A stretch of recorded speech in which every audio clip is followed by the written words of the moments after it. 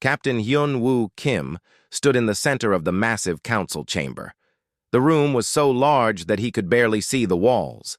Above him, 47 different alien species sat in their seats, looking down at the 3 humans below. The air smelled strange, like metal mixed with something sweet. Hyun-woo tried not to show how nervous he felt. Next to him stood Ambassador Nari Choi. She wore her formal diplomatic uniform, dark blue with silver badges. Her face was calm, but Hyun-woo noticed her hands were clasped tight behind her back. On his other side was Admiral Doyen Park, the oldest of the 3. The Admiral's gray hair was cut short, military style. His eyes moved slowly across the council members, studying each one. The praetor spoke first. His name was Vexith, and he looked like a giant insect covered in golden armor. His voice came through a translator device that made it sound cold and mechanical. The Galactic Council has reached its decision. We have debated for 30 standard days. The vote is complete. Hyun-woo felt his stomach tighten. He knew what was coming. Everyone knew. The past month had been just a show, a performance to make the council look fair and reasonable. A crystalline being named Judge Corral rose from her seat. Light passed through her body, creating rainbow patterns on the floor. The human species known as Earth has been found in violation of galactic law, specifically the Sanctity of Progress Doctrine, Section 12, Paragraph 41. Nari stepped forward slightly. Your Honor, we developed that technology ourselves. We didn't steal it. We didn't buy it from anyone. Human scientists created quantum entanglement communication through their own research. That is not the issue, Praetor Vexith said. His mandibles clicked together, making a sharp sound. The issue is your refusal to share this technology with the Council. All advanced technologies must be registered and shared for the common good of the galaxy. You wanted to control it, Admiral Doyen said quietly. It was the first time he had spoken in 3 days of hearings. You didn't ask to use it. You demanded we hand over all research, all plans, all control. We asked you to contribute to galactic security, Judge Corral said. Her voice sounded like wind chimes. You refused. You kept weapons technology secret. This cannot be allowed. Hyun-woo wanted to laugh, but he held it in. Weapons technology? Humanity had developed quantum communication to help their scattered colonies talk to each other instantly. The fact that it could also disable enemy ships was just a side effect. And yes, they had used it 3 times to stop pirate raids on human cargo ships. Was that so wrong? We used it for defense only, Nari said. Her voice was steady, professional. We never attacked anyone. We protected our own people from criminals. Your intentions do not matter, Praetor Vexith said. He tapped something on his control panel. Behind him, a large screen lit up.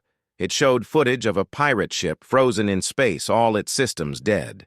This technology is too dangerous for one species to control, especially a species as young and aggressive as humanity. Aggressive? Nari's voice rose slightly. We've been part of the galactic community for 50 years. We've followed every law, we've paid every trade tax, we've participated in every diplomatic meeting. What have we done that's aggressive? A new voice spoke. It belonged to a creature that looked like a floating ball of gray flesh with dozens of small eyes. Humans fight wars among themselves. Even now, even with space travel and advanced technology, you still have conflicts on your home planet. This shows your violent nature. Admiral Doyen turned to look at the creature. Every species in this room has fought wars. The Vryn conquered 12 planets before joining the Council. The Kelthani experimented on living beings for 3 centuries. The Zormak still practice ritual combat to the death. But we're the aggressive ones? Enough, Judge Corral said. The decision is made. The vote was unanimous. Earth and all human colonies are hereby banished from galactic space. The word hung in the air like poison. Banished. Hyun-woo had heard rumors, but hearing it officially was different. The terms are as follows, Praetor Vexith continued. All human colonies beyond your sol system must be evacuated within 90 standard days. All trade agreements are void as of this moment. A 500 light-year exclusion zone will be established around Earth. Any human ship that crosses this boundary will be destroyed without warning. Any human who remains outside the zone after evacuation ends will lose their citizenship and protection. Nari's face went pale. 500 light years? That's enormous.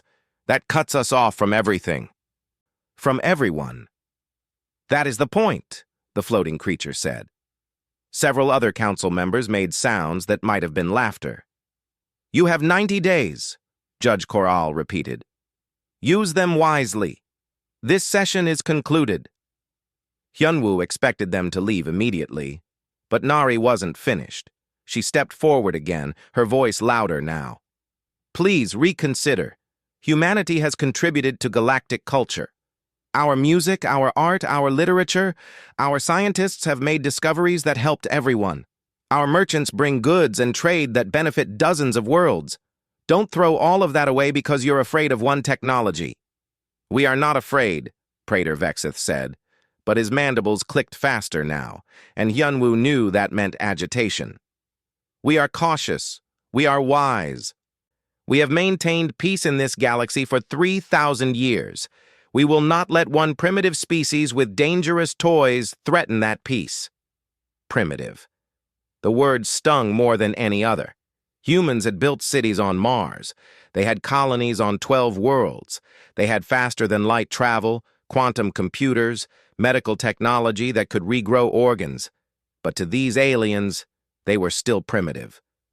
Admiral Doyen touched Nari's arm gently. It's over. Let's go. They turned to leave. The long walk across the chamber floor felt like it took forever.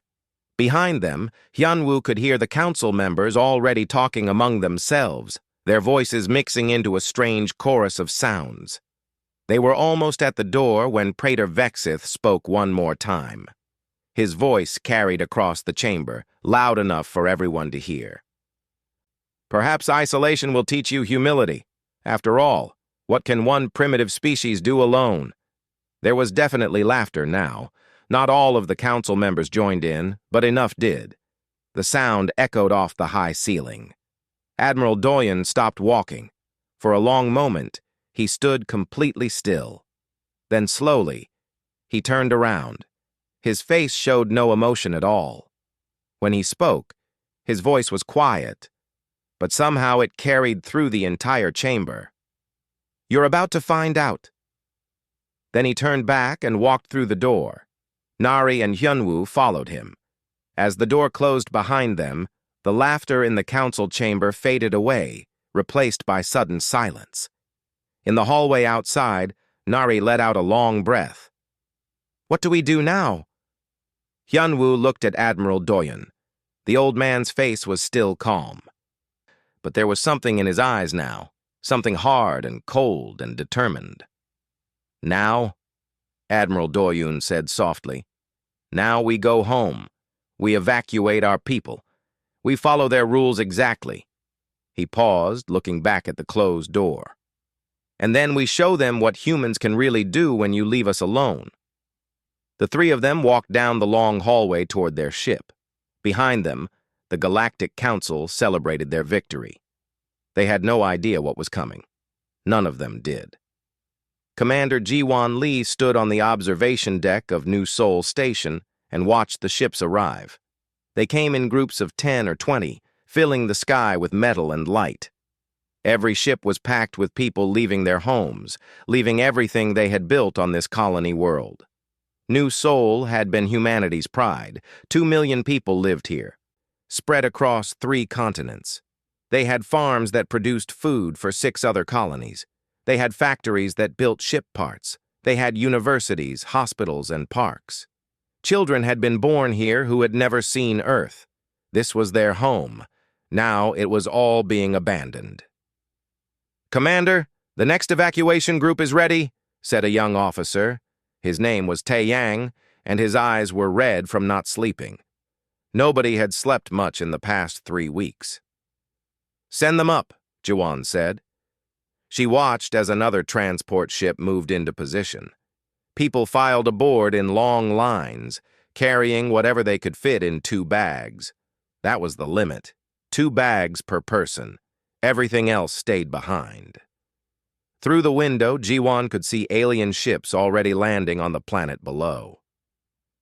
The Galactic Council had authorized what they called resource reclamation. It was a fancy term for looting. Species that humanity had traded with, had worked with for decades, were now picking through abandoned human cities like scavengers.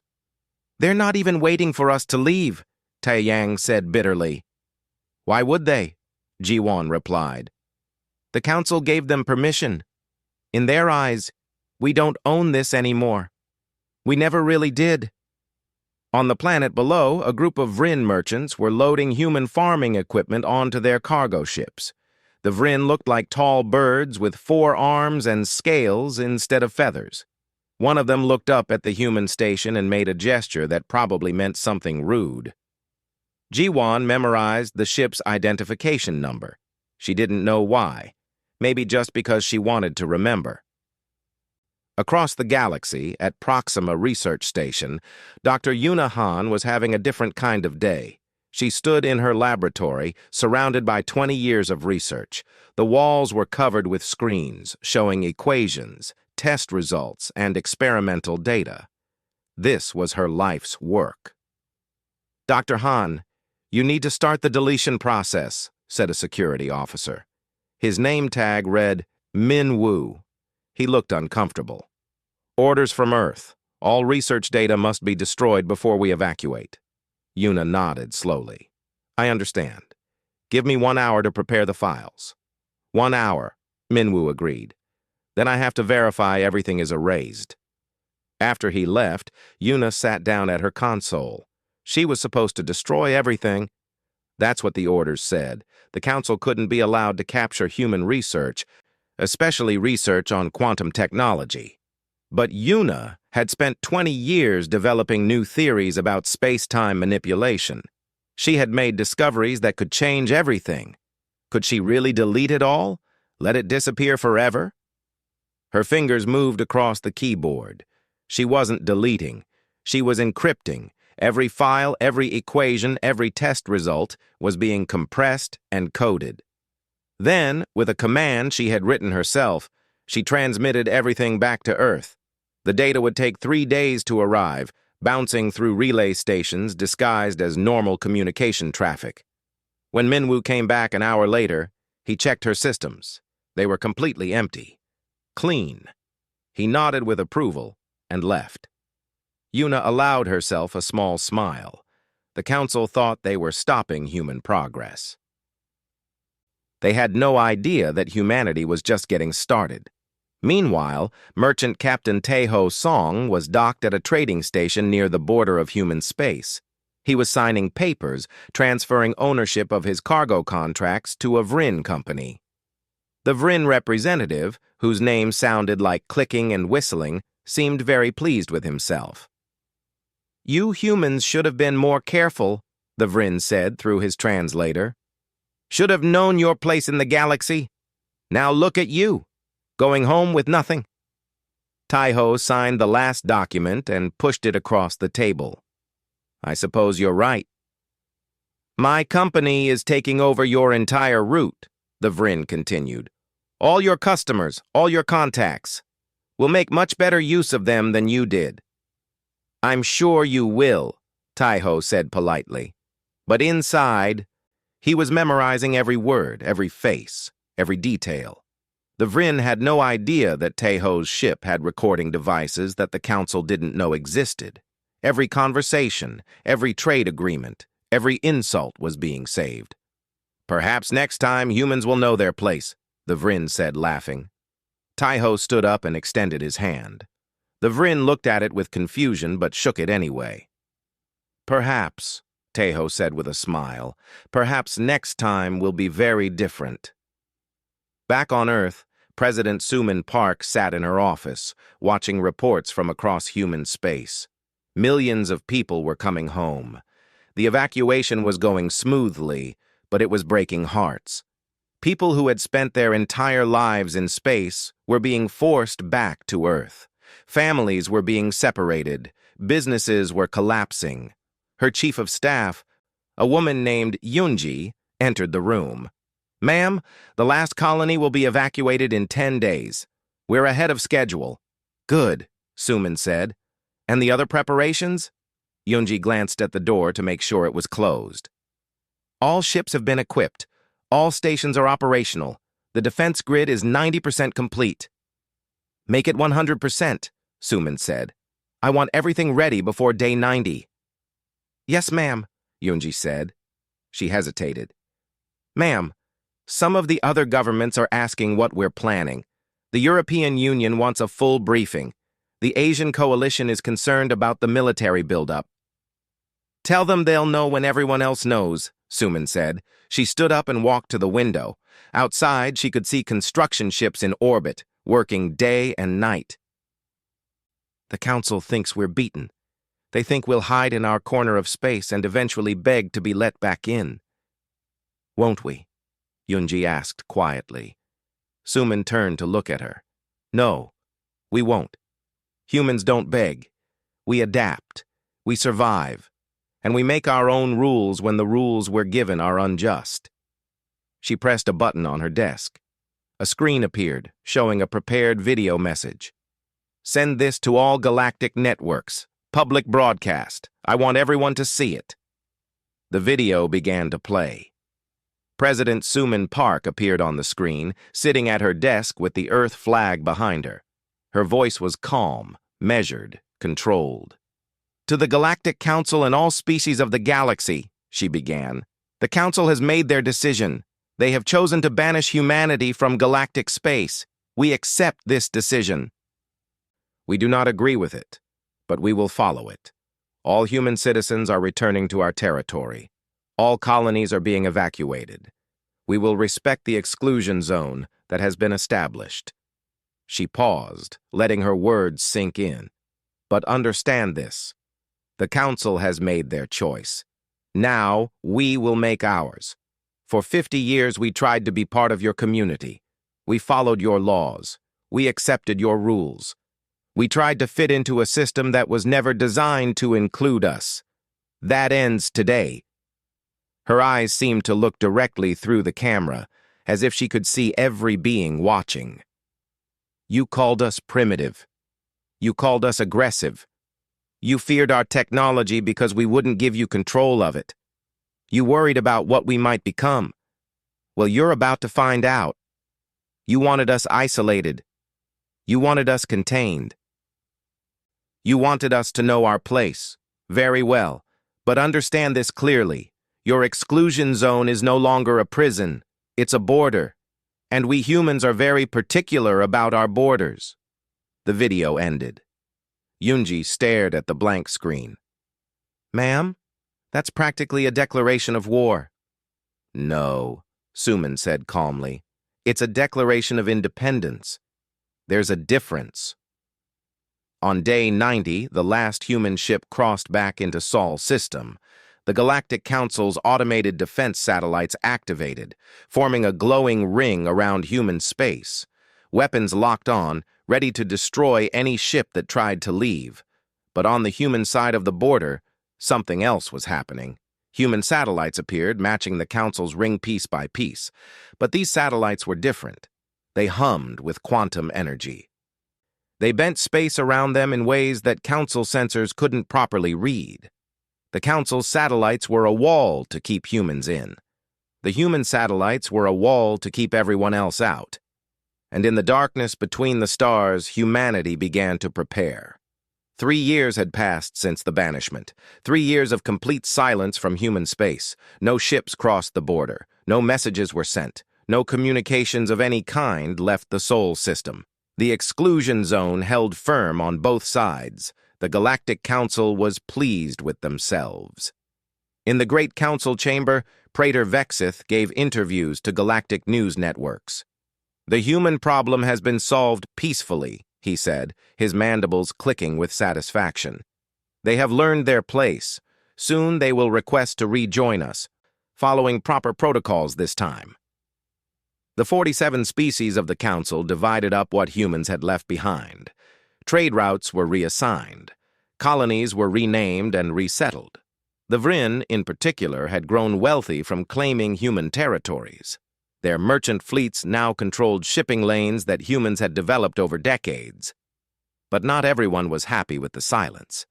Investigator Hana Kong sat in her small office on the neutral station called Gateway. She was human by birth, but she had chosen to stay outside the exclusion zone when the evacuation happened. It had cost her everything. She was no longer an Earth citizen. She couldn't go home. But she had stayed because someone needed to watch what was happening out here. Her desk was covered with reports, energy readings, and sensor data. She had been collecting information for 3 years, and what she saw worried her. "This doesn't make sense," she muttered, studying the latest readings. Energy signatures from inside Sol system were off the charts. Power generation had increased by 300%, but there was no explanation for where the energy was going. She pulled up older data from the asteroid belt. Before the banishment, the belt had been a messy collection of rocks, some with small mining stations. Now, when her sensors could glimpse past the jamming fields, the asteroids seemed to be in different positions. Organized. Almost like they were being moved deliberately. And then, there was the radio silence. Not a single civilian transmission, not one emergency beacon, not even random chatter from commercial ships. The silence was absolute, total, and unnatural. Hana had sent 17 reports to the Galactic Council. She had sent copies to every major news network. She had even tried to contact individual council members directly. No one listened. No one cared. Humans were contained, problem solved. Why worry about what they were doing inside their own space? "They're preparing for something," Hana said to her assistant, a young Kelthani named Rixa. "They're not just sitting around feeling sorry for themselves." Rixa's 4 arms gestured uncertainty. "Perhaps they're building defensive structures? That would explain the energy use?" "Maybe," Hana said. But she didn't believe it. She knew humans. They didn't just defend, they adapted, they prepared, they learned from mistakes. The Council had made humans angry, then given them 3 years alone to think about it. That seemed like a terrible combination. Her thoughts were interrupted by an emergency alert. A Council survey ship had crossed into the exclusion zone.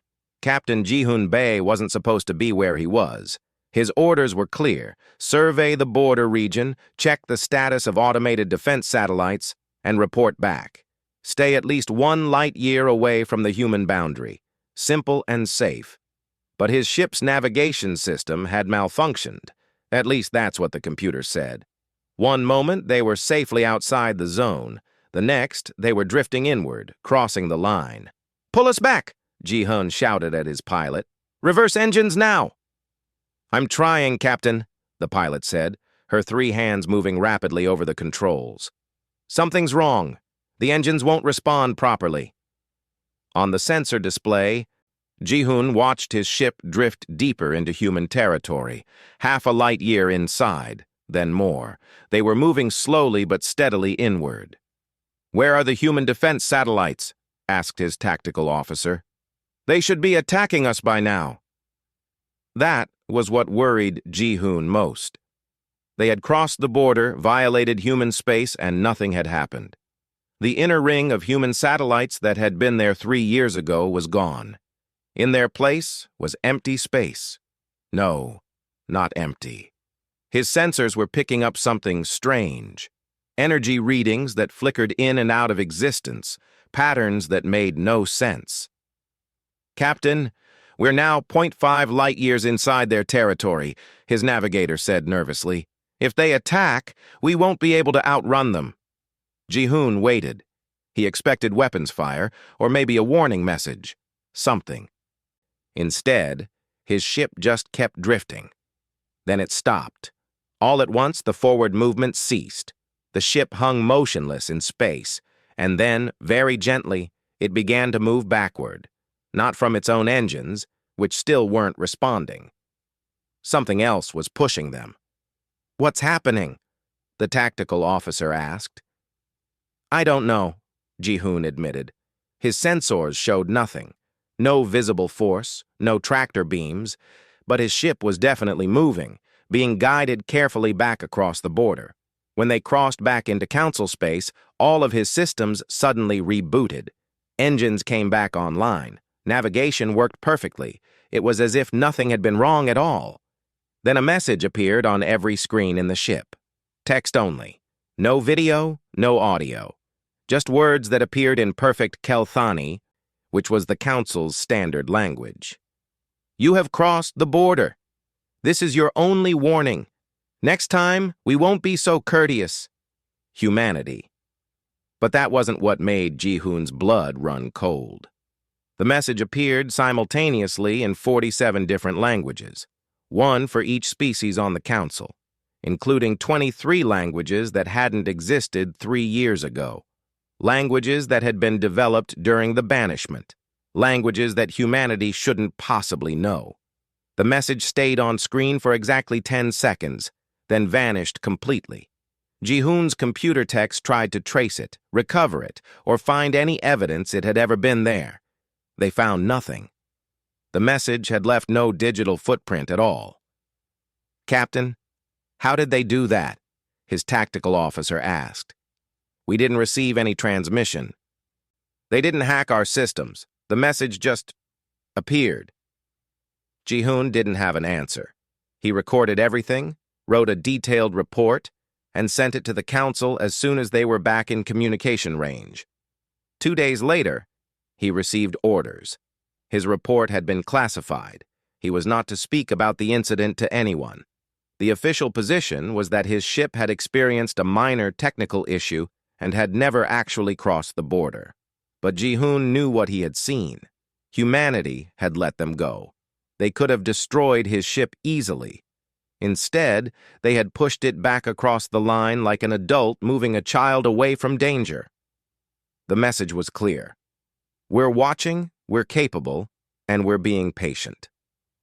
On Gateway Station, Hana received a copy of Ji-hoon's report from a friend in Council Intelligence. She read it 3 times, her concern growing with each reading. "They've done it," she said quietly. "They've advanced beyond what we can understand." "Advanced how?" Rixa asked. Hana pointed at the part about the message. "Quantum entanglement communication. But not like before. This is something new. They didn't send a signal. They didn't hack anything. They manipulated information directly. They put a message into a computer without any physical connection. That's not just advanced technology. That's technology that rewrites the rules." She pulled up her charts again. All the energy readings from Sol's system. "They've been working for 3 years. No distractions, no trade obligations, no council oversight, just pure research and development. We gave them time and motivation. The worst combination possible when dealing with humans." "Should we warn the council?" Rixa asked. "I've been warning them for 3 years," Hana said bitterly. "They don't listen. They think humans are locked away and powerless. They're wrong. Humans aren't locked in with us. We're locked out there with them." In the council chamber, Judge Corral received the same classified report. Unlike Praetor Vexith, she actually read it carefully. Then she read it again. The crystalline being's internal light flickered with what might have been worry. "We should open diplomatic channels," she suggested at the next council session. 3 years is long enough. Perhaps we can negotiate new terms." "Negotiate?" Praetor Vexith clicked his mandibles in what sounded like laughter. "They are the ones in isolation. We hold all the power. If they want to talk, they can come to us and beg." "I'm not sure they see it that way," Judge Corral said carefully. "Then they are fools," said the Vryn representative, spreading his 4 arms wide. "They are one species in one system. We are 47 species spanning thousands of systems. The balance of power is obvious." But Judge Corral wasn't so sure. She had lived for 3 centuries. She had seen species rise and fall. She had watched empires crumble, and she knew one truth that younger species often forgot. Power wasn't just about numbers or territory. Power was about capability, determination, and will. Humans had all three, and they had just demonstrated capability that the Council couldn't explain. Inside Sol System, in a command center deep beneath the moon's surface, Admiral Doyen Park reviewed the same incident report. He was older now, his hair completely white, but his eyes were still sharp. "They got the message?" he asked. "Yes, sir," replied Commander Hyunwoo Kim, who now served as his second-in-command. "All Council species received it. Our agents report significant confusion about how it was delivered." "Good," Doyen said. "Let them wonder. Let them worry. 3 years ago, they called us primitive. Now they don't even understand our technology. That's exactly where we want them." "Sir, some of the Council members are suggesting negotiations," Hyunwoo said.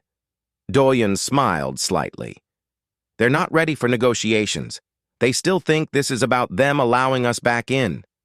They don't understand yet. This isn't about joining their club anymore. This is about showing them that we never needed their club in the first place." He looked at a display showing the positions of human ships, stations, and the mysterious moving asteroids. "How much longer until we're ready?" 2 more years, sir. Maybe less." "Then we wait," Doyen said. "We stay silent. We let them forget about us, dismiss us, underestimate us, and when the time comes, we'll remind them what happens when you corner an intelligent species and give them 3 years to prepare." 5 years after the banishment, the fragile peace shattered. The colony world called Haven was small and poor. Only 30,000 people lived there, a mix of different species who had come together to farm and trade. They weren't part of the Council. They were too small, too unimportant. But they had maintained quiet trade with Earth before the banishment. They remembered when human ships brought medicine and food during the hard years. The Vryn merchant fleet didn't care about any of that. To them, Haven was just another weak colony ripe for exploitation. Their battle cruisers appeared in orbit without warning, 20 ships bristling with weapons. The Vryn commander, whose name translated roughly as Sharp Wing, sent a simple message to Haven's surface. "You traded with humans. You harbored human sympathizers.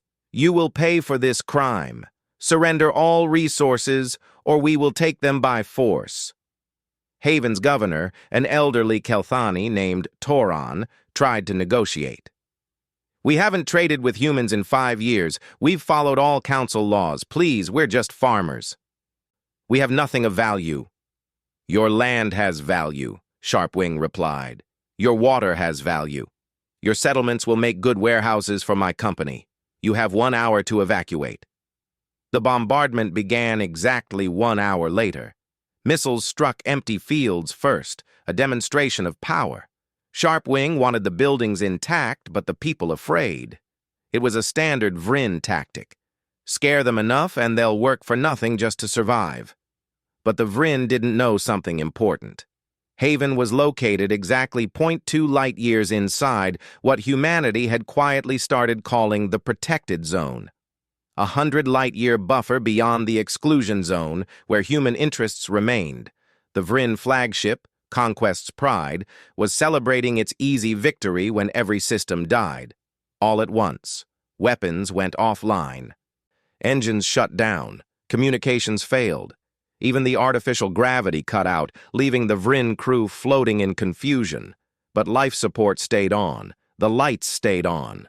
It was precise, surgical, and terrifying.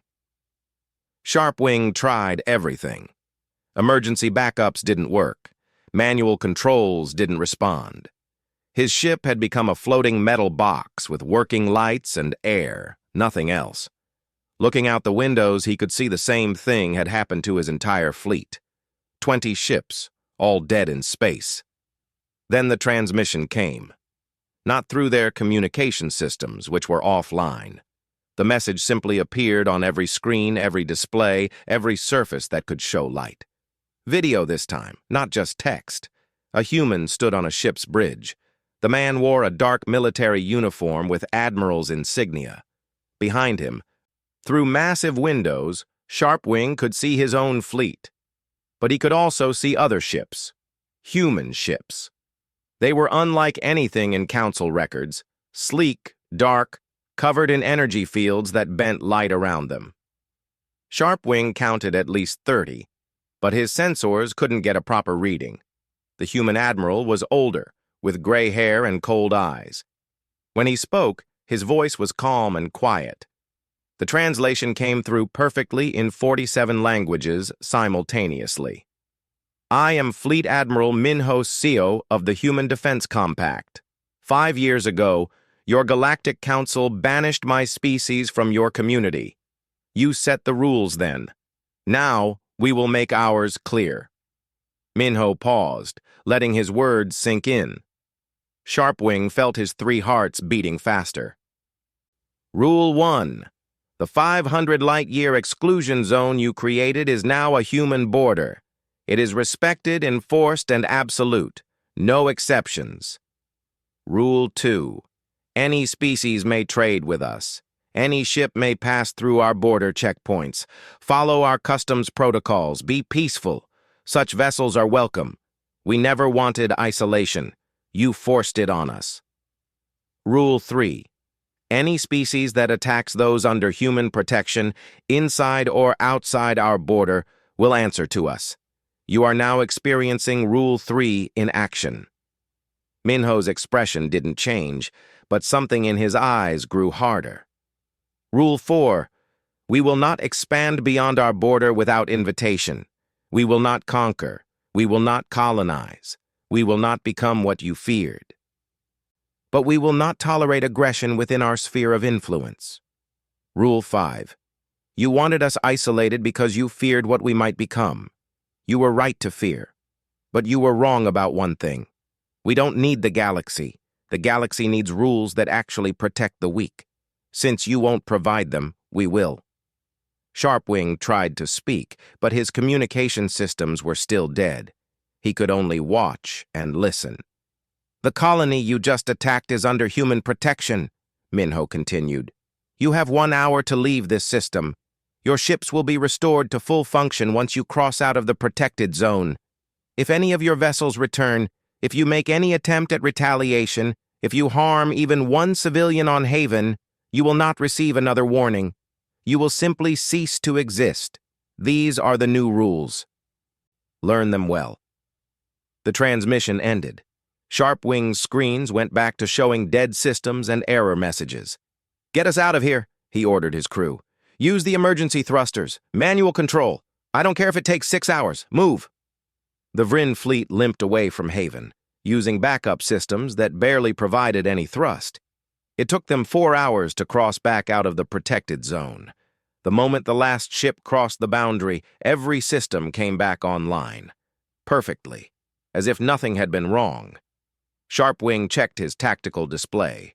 The human ships were gone, vanished. His sensors showed no trace they had ever been there. But he knew what he had seen. He knew what had happened. The Vryn had been in total control of their ships. Then humans had taken that control away with a thought. And given it back just as easily. The message was clear. We can do this whenever we want, to whoever we want. Be grateful. We're letting you leave. News of the Haven incident spread across the galaxy in days. The Galactic Council called an emergency session. Judge Coral stood before the assembled species, her crystalline form flickering with agitation. The humans have declared what they call a protected zone, she announced. 100 light-years beyond their exclusion boundary. They claim any species attacking worlds within this zone will face military response. Unacceptable, shouted the Vryn ambassador, his forearms gesturing wildly. They violate our sovereignty. They attack our ships without provocation. They didn't attack your ships, Judge Coral said carefully. They disabled them and let them go. If they wanted to attack, your fleet would be debris. We should respond with force, demanded several council members. Show them they cannot threaten the galactic order. But Praetor Vexith was oddly quiet. He had read the reports. He had seen the sensor data, or rather the complete lack of sensor data. The human ships had appeared and disappeared like ghosts. They had taken control of 20 Vryn cruisers simultaneously. The technology demonstrated was decades beyond what humanity had shown 5 years ago. We should negotiate, he said finally. The words seemed to pain him. Open diplomatic channels, discuss the boundaries of this protected zone, perhaps come to an understanding. Negotiate? The Vryn ambassador's voice rose to a screech. They are the ones who should be negotiating. They are in violation of the banishment terms. Are they? Asked a small, quiet voice. It belonged to Hana Kang, the human investigator. She had been invited to speak to the council, much to everyone's surprise. Check the banishment terms. Humans cannot leave their exclusion zone, but there's nothing in the terms about what they can do inside it or near it. You drew a circle and told them to stay inside. You never said they couldn't defend others outside that circle. That's a technicality, the Vryn ambassador snapped. Law is technicalities, Hana replied. You made the law. They're following it, just not in the way you expected. Over the next weeks, more news arrived. Small independent colonies were reporting contact with human ships, not invasion, not threats, offers, trade agreements, protection pacts, technology sharing. The Human Defense Compact was born. Species that were too small or too weak to have council representation found something better. They found humanity's protection in exchange for fair trade and cooperation. By the time the council fully understood what was happening, 89 independent worlds had signed agreements with the HDC. Nearly a quarter of the galaxy had effectively shifted allegiance without a single shot being fired. In the council chamber, Judge Corral studied a map of the galaxy. The exclusion zone around Earth was clearly marked, but spreading out from it like a growing web were the protected zones. Human influence reached far beyond their borders now. We created this, she said quietly to Praetor Vexith. We pushed them away. We told them they were dangerous. We tried to contain them. And in doing so, we gave them 5 years to become something we can't control. Praetor Vexith's mandibles clicked nervously. What do? We adapt, Judge Corral said. Humanity spent 50 years trying to fit into our system. Now we must learn to coexist with theirs. The alternative is war. And based on what we've seen, I don't think we would win. On the bridge of his flagship, Admiral Minho Seo reviewed reports of new colonies joining the HDC. President Gina Kim, who had replaced President Suman Park 2 years ago, appeared on his communication screen. The council is in chaos, Gina reported. Half of them want to negotiate. The other half want to fight. But none of them are sure they can win a fight. Good, Minho said. Fear keeps people honest. Not the fear of destruction, but the fear of consequences. They need to understand that actions have results. They banished us. This is the result. Some of the new HDC members are asking when we'll strike back at the council, Gina said. They want revenge for years of being ignored and exploited. No revenge, Minho said firmly. We protect, we defend, we don't conquer or punish. That's what makes us different from them. That's why species trust us. The moment we become aggressors, we become what they feared we were. He looked out at the stars beyond his window. Somewhere out there, the Galactic Council was trying to decide how to respond. Let them worry. Let them debate. Humanity had already won by refusing to play by their rules anymore. 10 years after the banishment, the galaxy looked very different. Director Heian Oh stood before a gathering of minor species on Gateway Station. She was the head of the Human Defense Compact's diplomatic corps, and she was good at her job. Behind her, holographic displays showed maps of HDC territory. 112 worlds now. Small colonies, independent stations, and peaceful settlements that had been ignored by the Galactic Council for centuries. The Council banished humanity to protect their power structure, Heiyun explained to the gathered representatives. Many of them had never seen a human in person before. They feared we would disrupt their carefully maintained hierarchy. They were right. But look around you. Look at what we've built together. She gestured to the representatives. Kelthani farmers sitting next to Vryn merchants who had left their corporate fleets, small species without names that most council members couldn't pronounce. The forgotten people of the galaxy. We are not conquerors, Heiyun continued. We don't demand tribute. We don't require vassalage. We offer partnership to anyone who wants it. Equal trade, mutual defense, fair treatment, that's all. No more, no less. An elderly representative from a species called the Minari raised a tentacle. But what if the Council attacks? What if they decide to end this alliance by force? Then they attack, Heiyun said simply, and they lose. Not because we destroy them, but because we defend you. Every species here is protected. That's not a promise. That's a guarantee. The Galactic Council, meanwhile, faced its own crisis. In the Grand Council chamber, Judge Koral stood before the assembled species. Praetor Vexith had retired 3 years ago, his reputation ruined by the human situation. Now Koral led the council, trying to hold together an increasingly fragile alliance. Nearly a quarter of galactic territory has shifted to the Human Defense Compact, she announced. Her crystalline voice sounded tired. We are losing influence. We are losing respect. We must decide how to respond. The Vryn ambassador stood up, his 4 arms spread wide. Military action. We have thousands of ships. They have what, a few hundred? We can overwhelm them. Can we? Asked a new voice. It belonged to Hana Kang, who now served as an official liaison between the Council and humanity. Do we even know how many ships they have? Our sensors can't detect them properly. Our technology can't match theirs. They disabled 20 Vryn cruisers without firing a shot. What makes you think a larger fleet would fare any better? We have numbers, the Vryn insisted.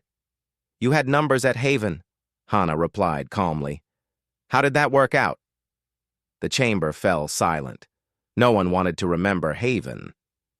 Judge Koral raised a hand for quiet. I propose we open formal diplomatic negotiations with the Human Defense Compact, not as superiors speaking to inferiors, but as equals discussing mutual concerns. Equals? Several council members made sounds of protest.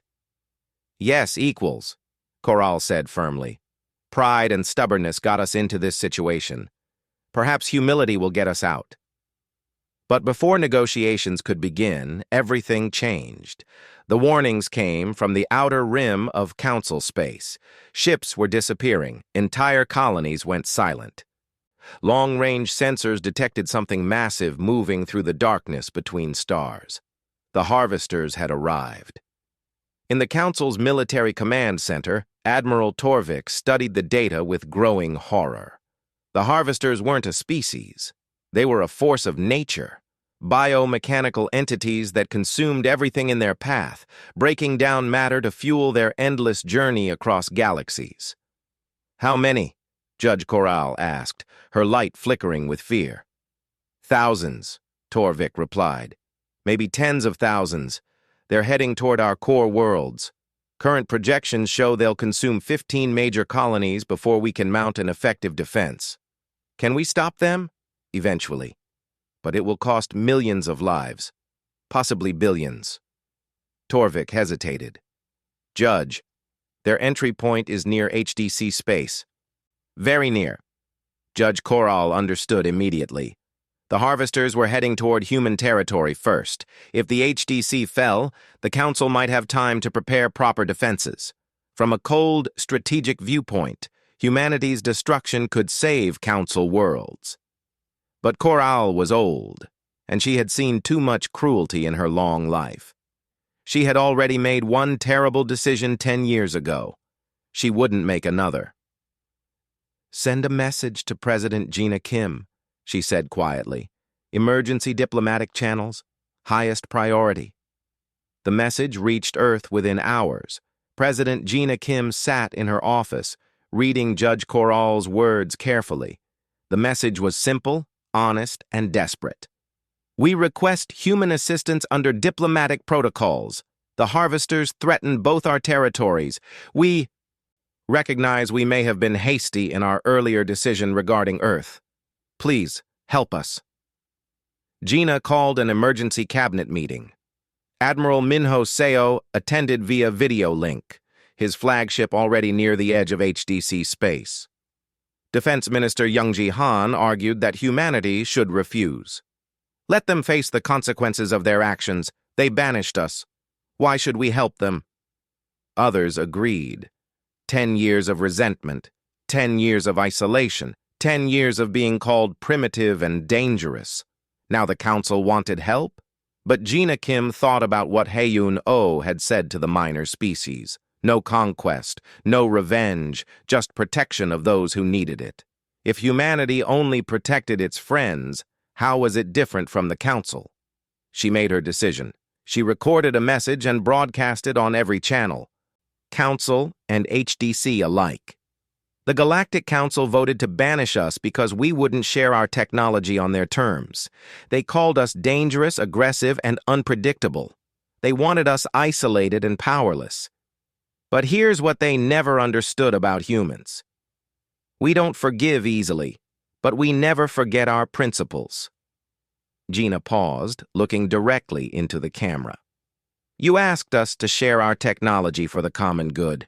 We refused because you wanted to control it, weaponize it, use it to maintain your hierarchy. But when civilian lives are at stake, when actual innocents need protection, that's different." She stood up, her voice growing stronger. "The HDC fleet is already en route. Not for you, council members. Not for your power or your prestige or your political games. For the billions of civilians in the Harvester's path. For the families who will die if no one stops this threat. We will stop it. We will protect them. And afterward, we will leave. Because unlike you, we meant what we said about respecting boundaries." Her expression hardened. "But understand this. The galaxy has new rules now. You don't get to decide them alone anymore. Protection isn't a privilege you grant from your high seats. It's a right we'll defend for anyone who asks. You wanted us banished? We're still banished. You wanted us isolated? We're still outside your council. But we're not powerless. We're not silent. And we're not going away." She leaned forward, and her final words were soft but clear. "Welcome to humanity's galaxy. We suggest you adapt." The Battle of the Outer Rim, as it later became known, lasted 3 days. The harvesters came in waves, thousands of biomechanical nightmares that tore through anything in their path. Council ships fought bravely but were overwhelmed by sheer numbers. Then the HDC fleet arrived. Admiral Minho Seo commanded from his flagship, the Resilience.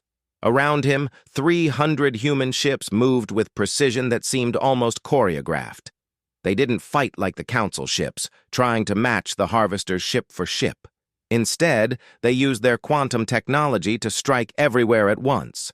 Harvester entities found their systems invaded, their biological components disrupted, their mechanical parts shut down. Human ships appeared and disappeared, using space-folding technology that made them impossible to track. Weapons fired from angles that shouldn't exist. Bending around obstacles through quantum tunneling, Captain Hyunwoo Kim, now commanding his own vessel, led a squadron that protected council evacuation ships. When a group of harvesters broke through toward civilian transports, Hyunwoo's ships created a quantum barrier that the harvesters simply couldn't cross. They battered against it uselessly while the civilians escaped. Dr. Yuna Han, aboard a science vessel, discovered the harvesters' weakness. They communicated through biological quantum entanglement. She developed a counter-frequency in 6 hours, something that should have taken months. When deployed, it disrupted the harvesters' coordination, turning them from an organized swarm into confused individuals. On the 3rd day, the harvesters retreated. Not destroyed, but driven back, their advance stopped cold. 15 council worlds were saved. Casualties were in the thousands instead of billions. In the aftermath, Admiral Doyen Park, now ancient and confined to a wheelchair, watched recordings of the battle. His granddaughter, Captain Mira Park, stood beside him. She commanded one of the newest HDC ships, built with technology that hadn't existed even 5 years ago. "Should we have made them suffer more?" Mira asked. "The Council, I mean. They deserve to feel what they did to us." Doyun shook his head slowly. "We didn't do this for revenge, Mira. We did it to prove a point. You can banish humans, but you can't banish humanity. Our nature isn't violence. It's survival, adaptation, and protection of those who can't protect themselves. They feared what we'd become. We became exactly what the galaxy needed." Mira looked out at the repair ships working on damaged vessels, both Council and HDC. "What happens now?" "Now?" Doyen smiled slightly. "Now they understand. Earth is still banished. We're still outside their council. But we're not asking for permission anymore. We're offering partnership. They can accept it or refuse it. Either way, the galaxy has changed." President Gina Kim received a formal communication from Judge Corral a week later. The crystalline being appeared on screen, her light dim with what might have been shame. "President Kim, the Galactic Council wishes to express its gratitude for your assistance. We may have misjudged humanity. We propose opening full diplomatic relations. Perhaps even discussing the possibility of Earth rejoining the Council with full member status." Gina listened politely, then smiled. "Judge Corral, we appreciate the offer, but we're not interested in rejoining your council." Corral's light flickered with surprise. "You aren't?" "No. You see, you still don't understand. 10 years ago, we wanted to be part of your community. We tried to fit into your system. You rejected us. So we built our own system. And our system works better. It's fairer. It protects the weak instead of empowering the strong. Why would we abandon that to rejoin yours?" "But what about the banishment?" Corral asked. "Keep it," Gina said simply. "We don't need your permission to exist. We don't need your approval to protect others. We don't need a council seat to have influence. You wanted us isolated? Fine. We're isolated. On our terms now." She leaned forward. "Here's what we're willing to do. We'll open formal diplomatic channels. We'll establish trade agreements. We'll cooperate on security issues like the harvesters. We'll treat the council as equals and expect equal treatment in return. But we won't join you. We won't submit to your authority. Those days are over." After the call ended, Gina stood and walked to her window. Outside, Earth gleamed blue and white against the darkness of space. Orbital stations ringed the planet, some old, some new. Construction continued on the quantum defense grid that made Earth the most protected world in the galaxy. Her assistant Yunji entered with a datapad. "Ma'am, we have 73 new applications from colonies wanting to join the HDC. Also, 5 council species have inquired about dual membership." "Dual membership?" Gina raised an eyebrow. "They want to be part of both the council and the HDC," Yunji explained. "They think we offer better protection, but don't want to lose council trade status." Gina laughed. 10 years ago, they banished us for being dangerous.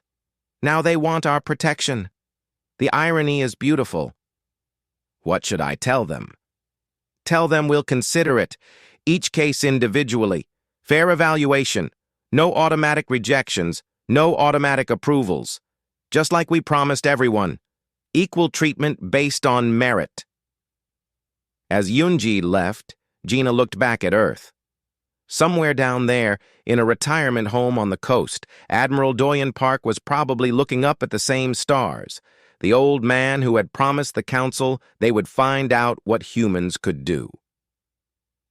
He had kept that promise.